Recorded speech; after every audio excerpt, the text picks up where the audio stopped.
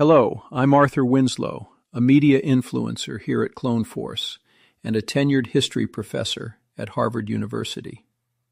Today, I'll be guiding you through the Clone Studio dashboard, a powerful tool designed to help you manage your clones, streamline your workflows, and stay organized.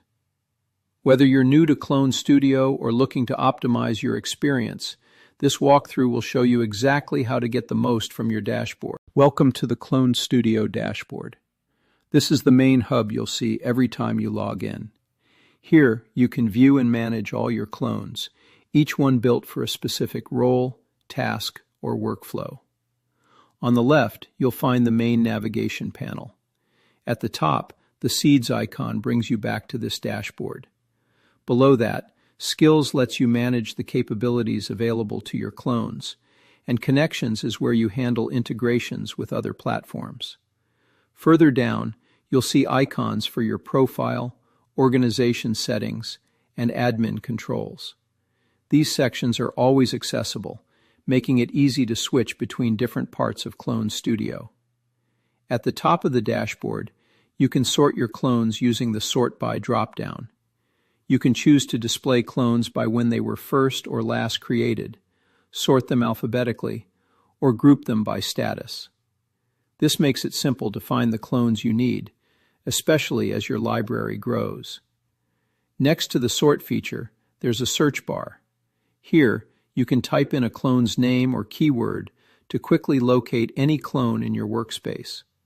The search updates instantly as you type, helping you stay efficient. To the right of the search bar, you'll find the Filter drop-down. This allows you to display all clones, just your favorites, or specific team-based groupings like operators, finance team, or marketing team. Favorites are especially handy for keeping your most important clones front and center. Simply click the star icon on any clone card to add it to your favorites or to a custom list. Clicking the star icon opens a menu where you can choose which list or team to add the clone to. You can also create new lists for custom organization or manage your favorites through the dedicated panel. In the Manage Favorites panel, clones are grouped by team or list, and you can reorder them within each group for quick access. If you need to rename a group, change its icon, or delete it, just use the menu options next to the group name.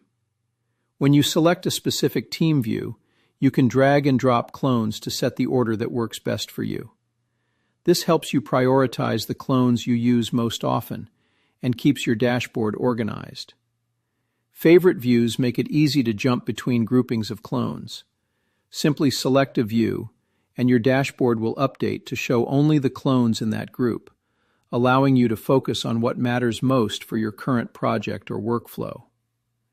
At the top right, the Organization selector lets you switch between different organizations you're a part of. This is especially useful if you manage clones across multiple businesses or clients.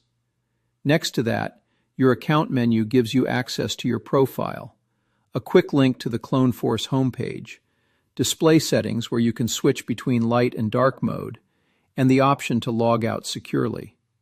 Finally, if you ever want more space, use the sidebar toggle icon to the left of the Clone Studio word mark. This lets you hide or reveal the navigation panel as needed, giving you a flexible and distraction-free workspace. Thanks for joining me on this walkthrough of the Clone Studio dashboard.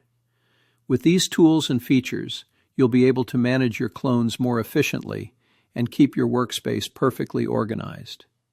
If you found this video helpful, be sure to check out our other how-to guides for even more tips and best practices. Ready to take your workflow to the next level? Dive in and start exploring Clone Studio today.